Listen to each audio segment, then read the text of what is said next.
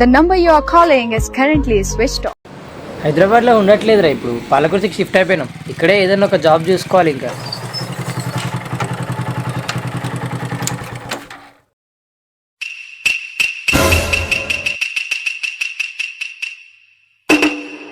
అన్న ఇక్కడ విఘ్నేష్ ఉండాలి, ఇల్లు తాళం వేసి ఉంది. 6 నెలల ముందు ఏమైందిరా ఇంత అర్జెంట్గా రమ్మన్నావు?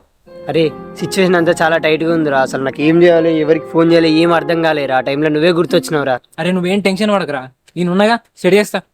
అరే నాకు 1,00,000 రూపాయలు కావాలరా. 1,00,000? ఇప్పటికిప్పుడు 1,00,000 అంటే కష్టమేరా. అరే చూడరా, చాలా కష్టంగా ఉందిరా. ప్లీజ్ రా, నాకు నువ్వు తప్ప ఇంకో దారి లేదురా. నువ్వే అర్థం చేసుకోరా కొంచెం నా పరిస్థితిని. నీకు తెలిసిన దగ్గర ఎక్కడైనా ఉంటే ఇప్పిరా ప్లీజ్ రా. ఒక 6 monthsలో నీకు రిటర్న్ ఇచ్చేస్తారా ప్లీజ్ రా. ఒక్క నిమిషం, నువ్వేం టెన్షన్ పడదు, ఒక ఫోన్ కాల్ చేసుకొని వస్తావు.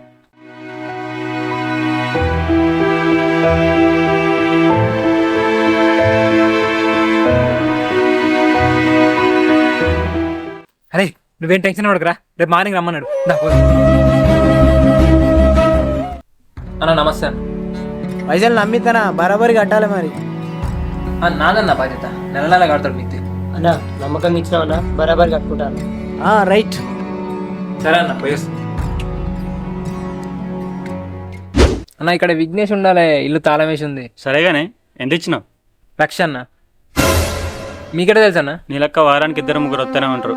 వాడు ఎంతమంది టోపీ పెట్టున్నావో ఏమో. అయినా బాగానే ఇచ్చినావే 1,00,000. ఏం చేస్తామన్నా, ఫ్రెండ్ అని చెప్పి నమ్మి వేరే కాడ ఇప్పించిన. ఇప్పుడు ఏం చేయాలో అర్థమవుతలేదు.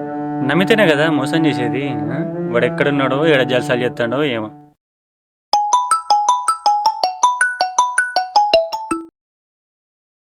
హలో తమ్ముడు, నిన్ను నమ్మించిన పైసలు మీ ఓడేమో పైసలు కొట్టుకొని చంపు. మరి ఇప్పుడు ఏంది సంగతి చెప్పు. అన్న నాకు ఒక 2 months టైం ఇవ్వన్న, నీ డబ్బులు ఎట్లన్నా కట్టేస్తాను. సరే 2 months చూస్తా, ఇవ్వకపోతే మీ సంగతి చెప్తా తర్వాత.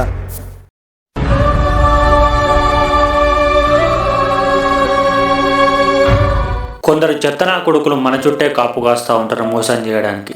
ఇలాంటి వాళ్ళ వల్ల మంచోళ్ళకి సహాయం చేయాలన్నా కూడా ఆలోచించాల్సి వస్తుంది. జాగ్రత్త.